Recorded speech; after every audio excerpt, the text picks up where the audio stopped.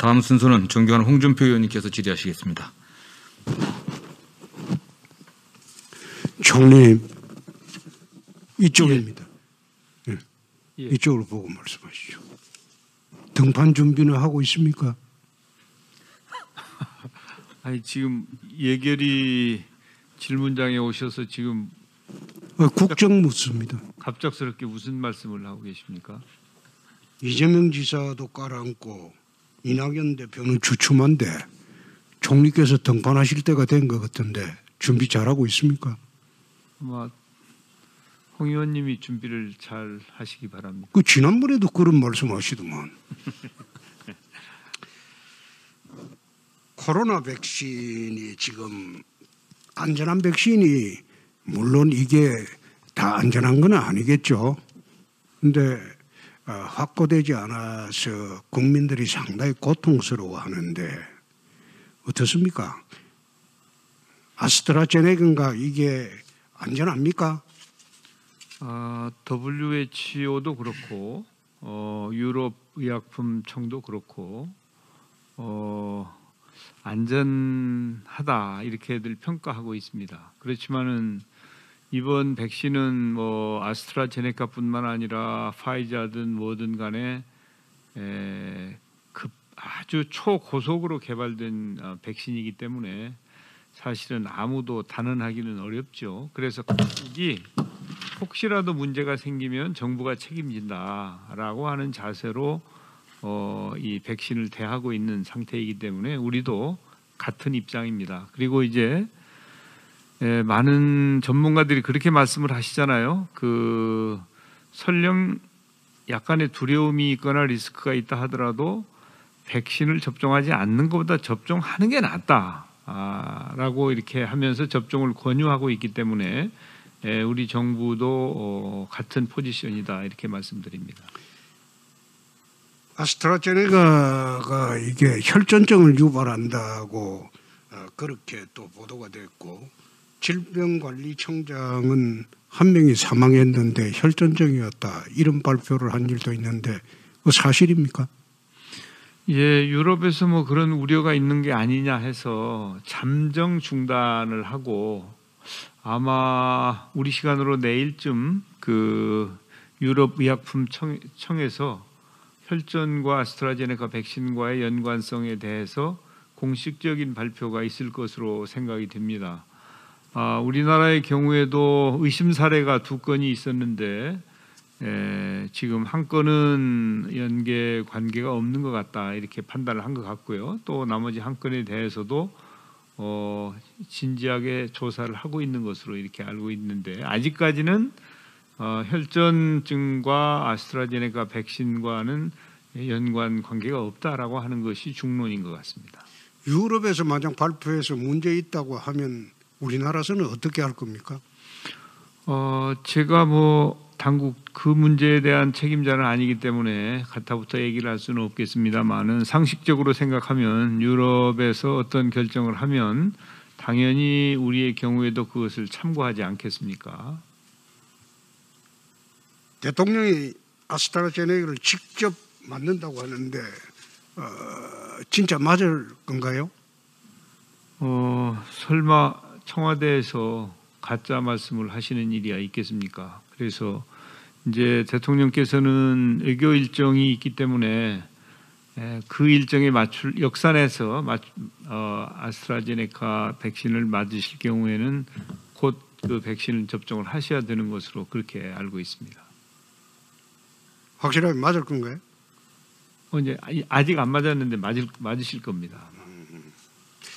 사실 이게 백신을 빨리 총리께서 확보하는데 앞장을 서셔야 됐는데 지금 사실 이게 안전한 백신으로 밝혀진 뭐 여러 가지는 우리나라가 확보하지 아직 못하고 있기 때문에 국민들이 불안해하고 또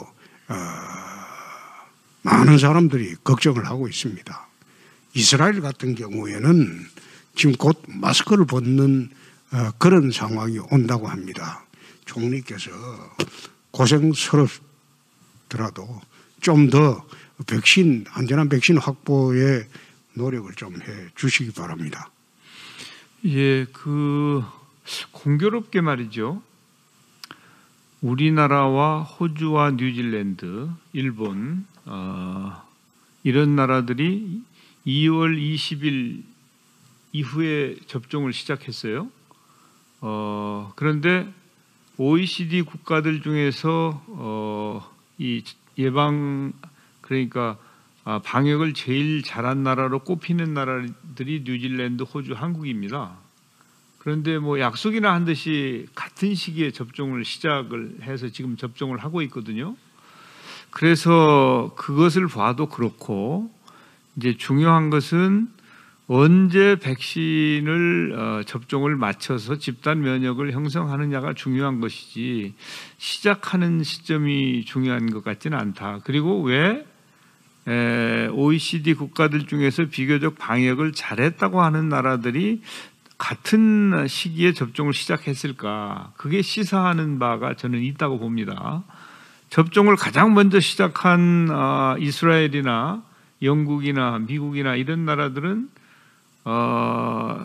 이 코로나가 아주 극심해서 엄청난 확진자 수와 사망자를 낸 그런 나라들이거든요. 그러니까 그런 점을 보시면 우리 한국이 백신과 관련해서 크게 지적받을 일이 있나 이렇게 저는 말씀을 드리고 싶고, 아무튼 우리로서는 7,900만 명분의 계약을 체결했기 때문에 국민 여러분들께 약속드린 것처럼 3분기까지 최소한 70% 그러니까 3,500만 명 이상의 접종을 마침으로 해서 금년 가을에는 집단 면역이 이루어지도록 그렇게 확실하게 잘 챙기겠습니다.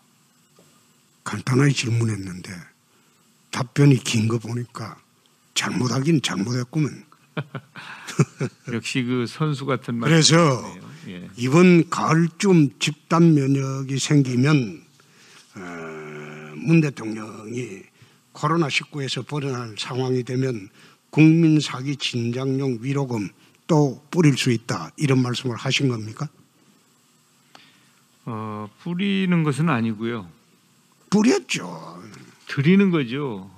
예, 뿌리는 건 지난 아니고. 총선 때도 뿌렸고 보궐선거 직전에도 뿌리고 또 이게 대선 무렵에 또 뿌리려고 미리 자락을 까는 게 아닌가.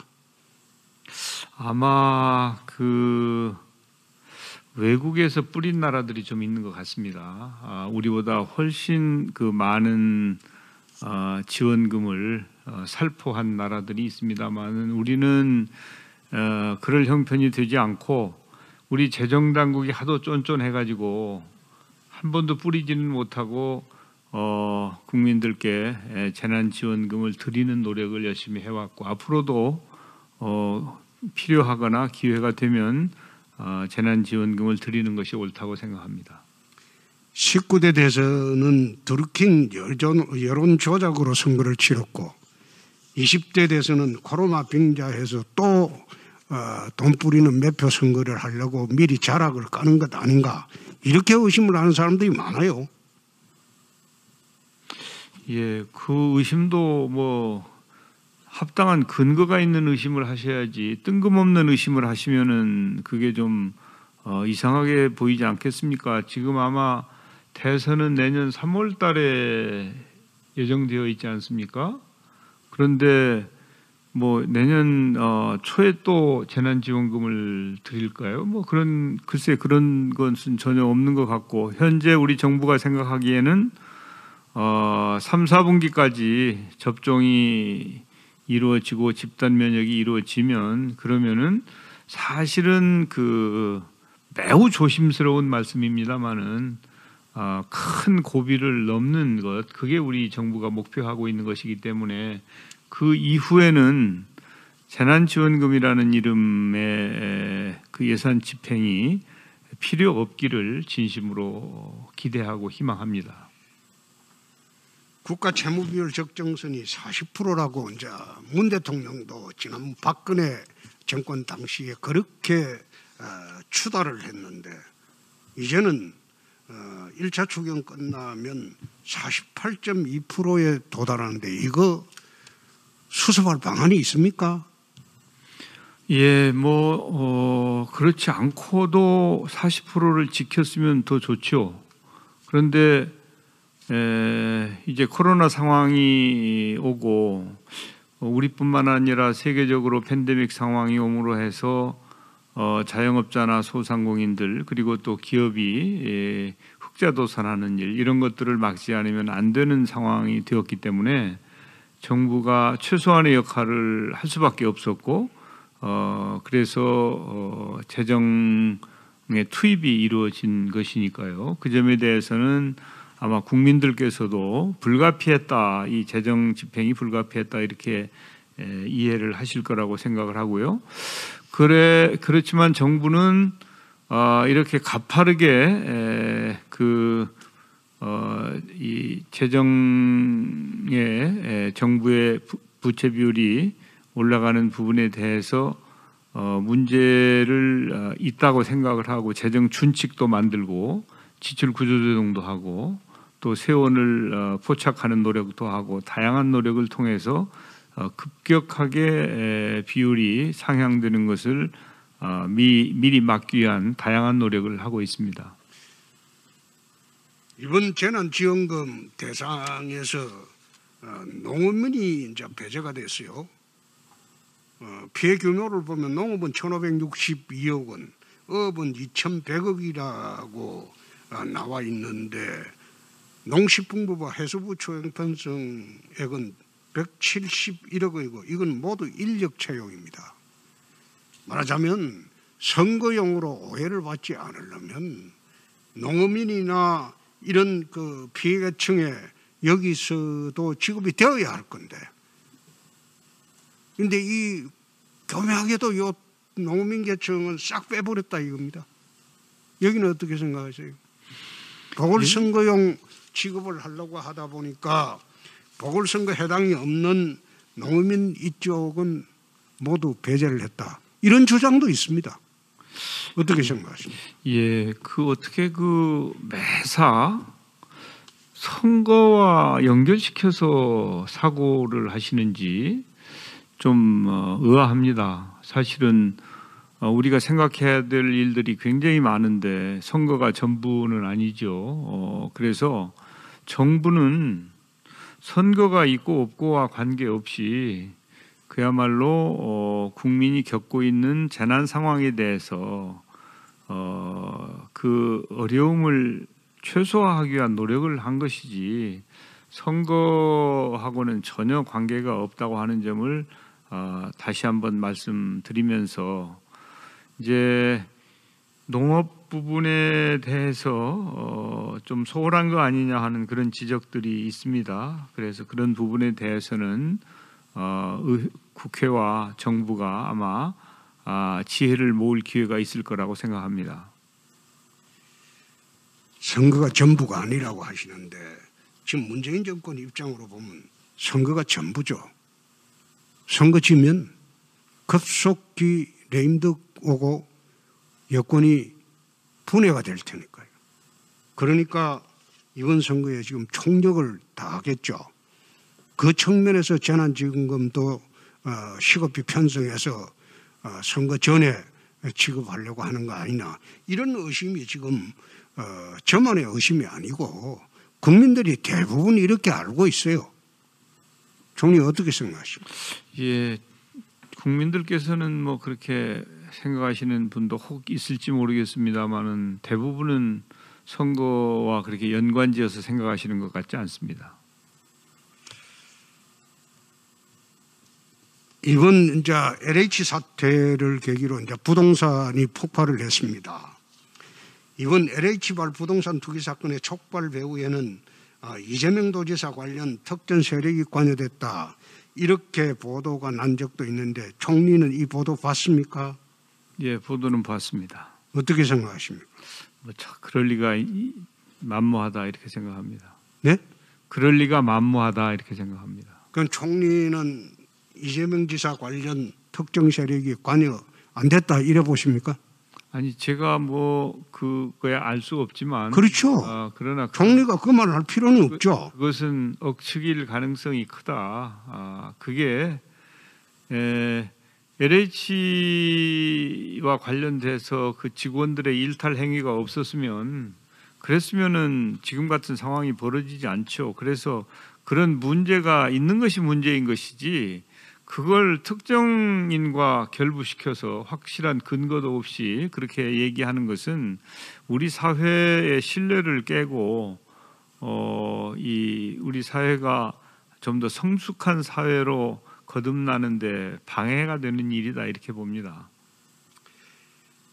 사실 이거는 어제 오늘 이야기는 아닙니다. 대통령께서 부동산 적폐라고 이제 말씀을 하시고 그럴 정도로 문제가 심각한데 1차 우리 신도시 1기 신도시 할 때도 그 당시에 관련된 구속자가 거의 1000명에 가까웠어요. 2차 신도시 때도 투기 혐의자가 300명 정도 있었고 이번에 3차 신도시 관련자가 이제 얼마 정도 처벌이 될지 그거는 두고 봐야 알겠지만은 이미 1기 신도시 할 때는 이런 문제가 다 예정이 돼 있었어요. 굳이 LH 문제만 아니더라도 예정이 다 돼 있었다 이거예요. 그러면 대통령께서 이런 말을 하셨어요. 부동산 문제는 자신 있다. 그 한두 번 한 거 아니에요. 근데 그 자신 있다는 부동산 문제가 이번이 25번째가 이제 실패했어요. 더 이상 내놓을 게 없어요. 이거 어떻게 해야 됩니까?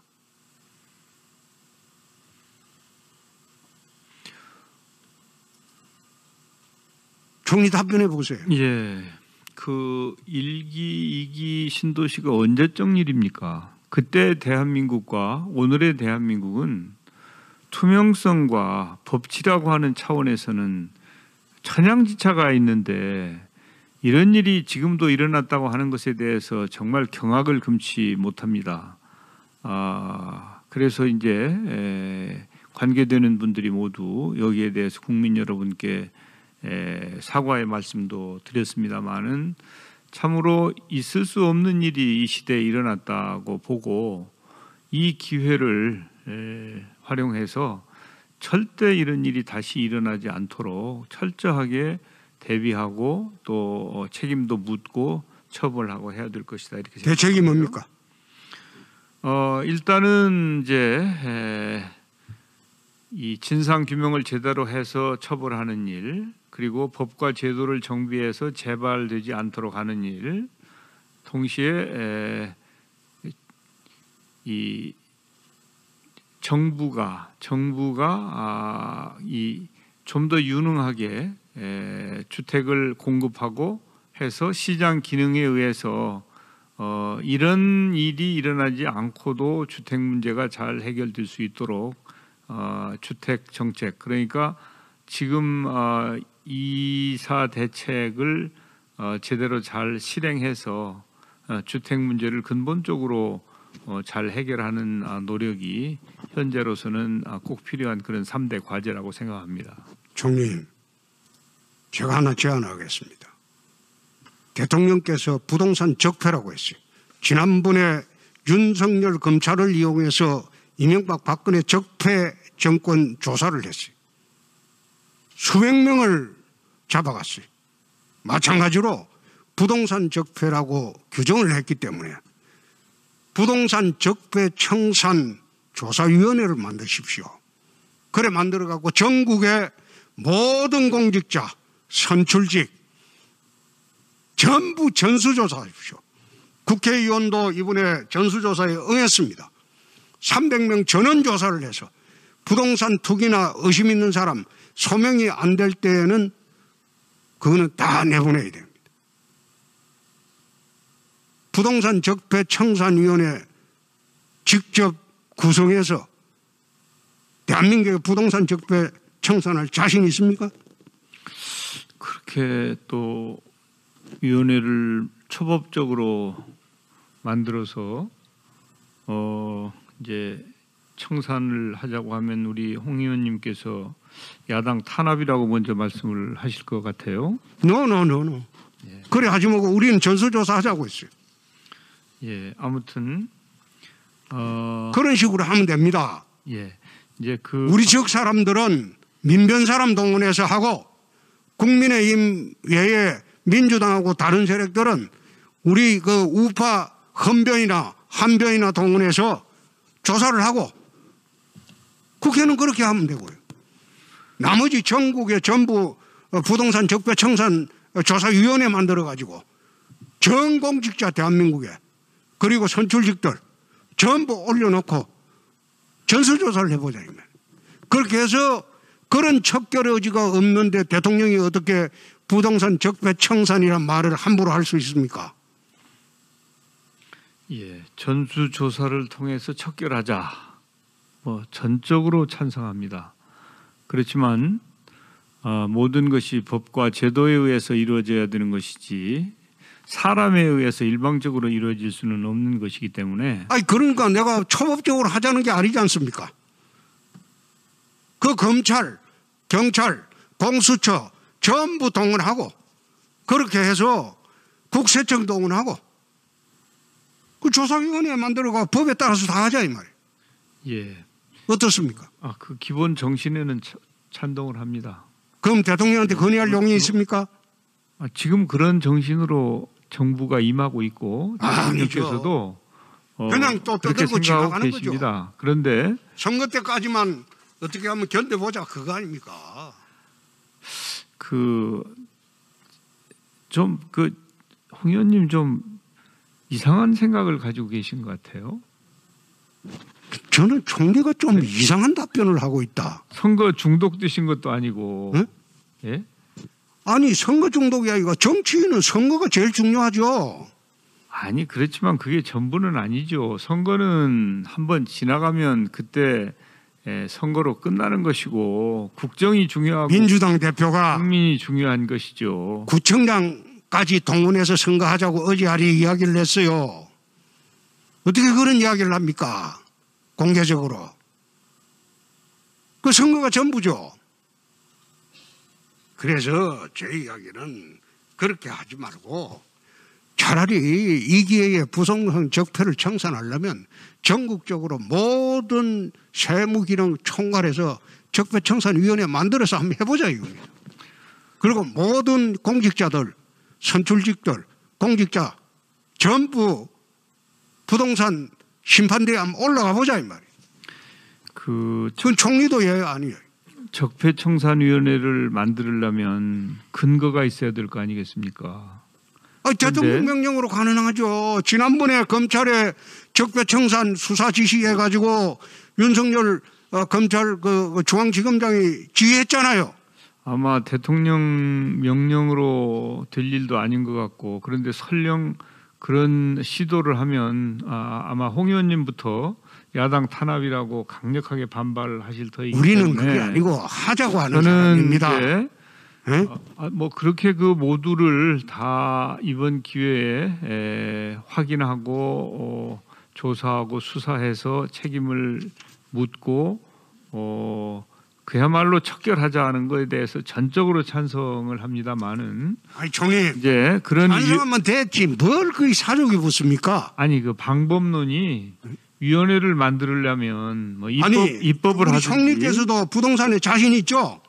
물론이죠. 그렇죠. 예. 저도 털어봐요. 집 한 채 뿐이야.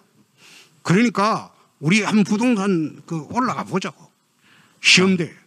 예, 하여튼 뭐 그 정신에는 찬동을 하는데 그 방법론에 있어서는 아마 특별위원회를 만들려면 여야가 합의를 해야 될 텐데 아마 그거 합의하느라고 날 새일지도 모르죠. 그러니까 국회에서 현재 하자는 우리가 게 아닙니다. 가지고 있는 법과 제도를 잘 활용을 해서 철저하게 수사하고 성역 없이 따져서 다시는 이런 일이 일어나지 않도록 함과 동시에 법과 제도를 정비하는 노력 그것을 적극 할 터이니까 야당에서도 적극적으로 협조해 주시기 바랍니다. 법과 제도를 자꾸 말씀하시는데 법과 제도에도 없는 한명숙 사건도 지금 뒤집으려고 하고 있어요.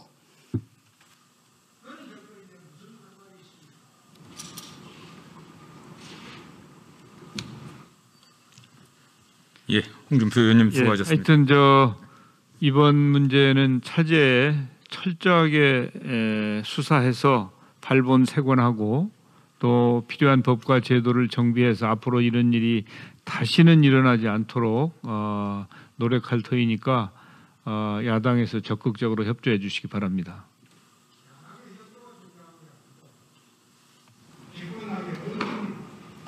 이런 일은 야당에서 협조해 주시지 않으면 잘 안 돼요. 이 일은 야당에서 협조를 해 주셔야 잘 됩니다. 그런데 다행히 국회의원님들 모두 조사해보자 하고 여야가 합의를 했기 때문에 출발은 아주 좋습니다.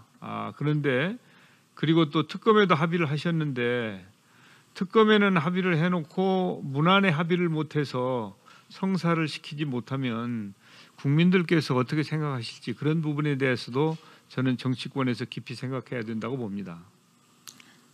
예, 두 분 수고하셨습니다.